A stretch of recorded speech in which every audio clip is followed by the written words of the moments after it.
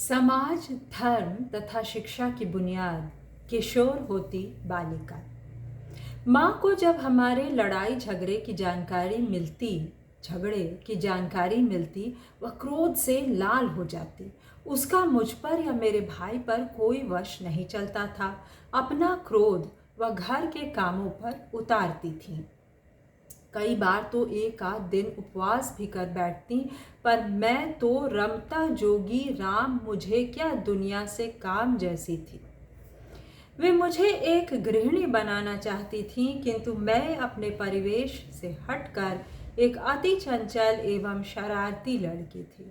हाँ, खेल में छोटी जाति के धनिया, कुसुमा, तिलनी, रमिया, असरफी आदि से हारने पर मैं अपनी तरफ से युद्ध पर उतर जाती। मेरे अंदर का सामंती खून जोर मारने लगता। ये सब मेरे खेत में काम करने वालों के बच्चे मुझसे बराबरी करेंगे। उनकी यह हिम्मत, मार मार कर इन्हें भुर्ता बना दूंगी। अकेले मैं नहीं निपटा तो मामला चाचा जी की अदालत तक जा पहुंचता, क्योंकि हमारे शासक रक्त को इससे ठेस पहुंचती। हमारी तो आरंभ से परंपरा थी कि हमारे दादाजी अगर दालान पर बैठे रहते तो चाहे गंगवा दलित कलकत्ता से काम करके ही क्यों न लौटे, उसकी नई चमचमाती चप्पल उसके पाँव से निकलकर हाथ में आ जाते और सर झुकाकर दादाजी को प्रणाम करते हुए झुककर उनके सामने से वह आगे निकलता। हाँ, तो हमारी शिकायत पर हमारे चाचा जी प्रायः भैरव मुद्रा में पहुंच जाते। भांग के नशे से लाल खून उगलने लगते। शरीर डमरू के आकार में एक पूर्ण बिंब बनाकर नृत्य करने लगता। ठहर भतीजी, अभी उसको मज़ा चखाता हूँ। उसकी ये हिम्मत, वह हमारे बच्चों के साथ खेले और उन्हें हराने की ज़रूरत करे। फिर तो बिना किसी परिणाम की चिंता के तांडव आरंभ हो जाता। उसके कारण तोड़ फोड़ होती, मार पीट होती, उनके यहाँ कोहराम मचता और हम खुश हो जाते। मुझे अपने बचपन में दो खेल बहुत प्रिय थे। वैसे अपने हमउम्र के बीच हर खेल में टांग अड़ाना मेरी आदत थी, चाहे वह खेल मुझे आए या न आए। बचपन से लड़का बनकर खेले और अधिक लाड़ प्यार पाते रहने के कारण मेरे अंदर एक भयानक जिद पलने बढ़ने लगा। खैर, कभी कबड्डी तो कभी विद्यालय में खेल की घंटी में खेले जाने वाले खेलों के अलावा अन्य खेलों में भी भाग लेती रही। जितना संभव होता मैं जीत प्राप्त करती। यदि जीतने को नहीं मिलता तो मैं मार पीट पर उतर जाती, क्योंकि हारना मुझे पसंद नहीं था। हाँ, दो खेल, एक लंगड़ी एवं मोटी को लाल करना तथा लुका छिपी में अक्सर ही मेरी जीत होती। दुबली पतली काया के कारण तेज दौड़ने में मैं माहिर थी। ये खेल बचपन में जाति भेद के बगैर हम खेलते। विद्यालय में आने जाने के कारण विभिन्न टोली की लड़कियां इसमें शामिल होती, किंतु जीत का सेहरा झाड़ टोली या मिसरपट्टी के बच्चों के सिर पर ही बांधा जाता। जीतना इनका जन्म सिद्ध अधिकार है जो ठहरा। इन्हीं खेलों के बीच खिलंदड़पन के साथ न जाने कब बचपन की नासमझी रफूचक्कर हो गई, इसका पता ही न चला। वैसे अगर भूल से हम हार जाते तो हारने वाले को कई बेकार के संबोधनों से पुकारते हुए, अपनी शक्ति अनुसार गाली देते हुए उस यानी जीतने वाले को गंदी भाषा से तर्क कर देते। बात बढ़ी या उधर से जवाब मिला तो इसका फल बहुत बुरा होता।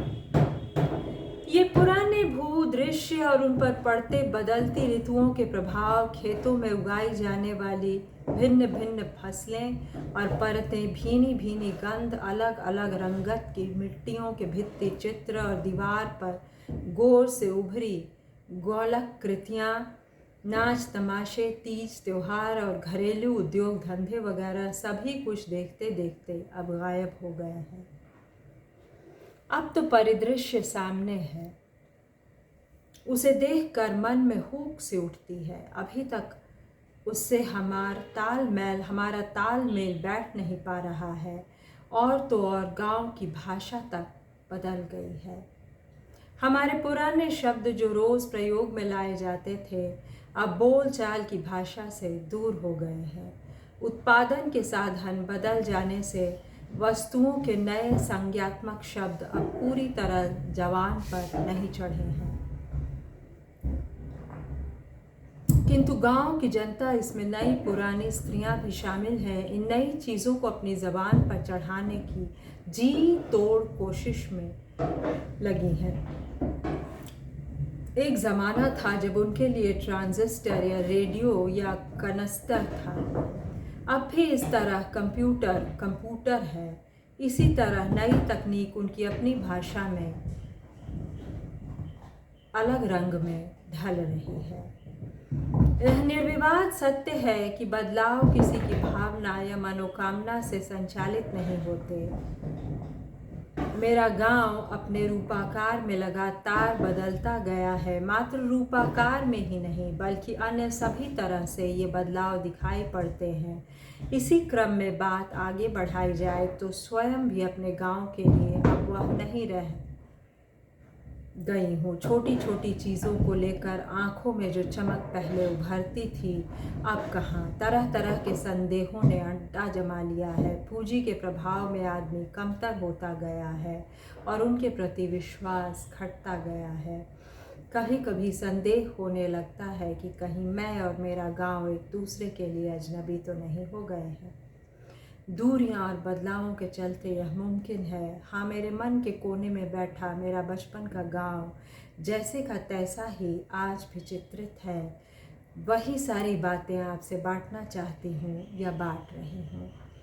मेरे गांव जो मेरे हमारे थे, इसके अलग अलग रूपों के प्रभाव मेरे मानसिक भावों मनोभावों पर अमिट है। खट्टे मीठे कड़वे चटपटे और कसैले सभी तरह के अनुभव से परिपूर्ण। हालांकि ज़िंदगी का ज़्यादा बड़ा भाग गांव से दूर नगरों महानगरों में ही बीता, लेकिन तब भी मैं गांव से क्या सचमुच दूर हो पाई। भौगोलिक दूरियों और बदलते परिवेश में गांव से निकटता के एहसास को क्या और भी घनीभूत होते नहीं देखा है मैंने।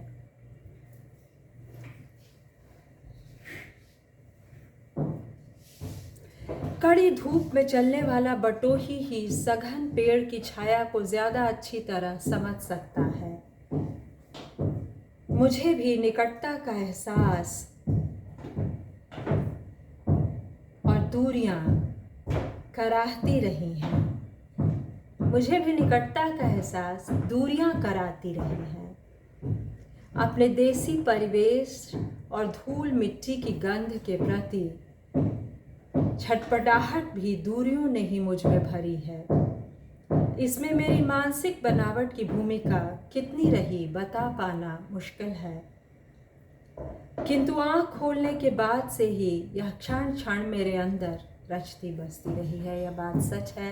Absence makes the heart grow fonder. दोस्तों, मैं पढ़ रही थी अहिल्या मिश्र के आत्मकथात्मक उपन्यास दरकती दीवारों से झांकती जिंदगी का एक हिस्सा, जिसमें उन्होंने अपने किशोर होने की प्रक्रिया को बड़ी खूबसूरती से चित्रित किया है। मुझे सुनने के लिए धन्यवाद। लाइक और सब्सक्राइब करें।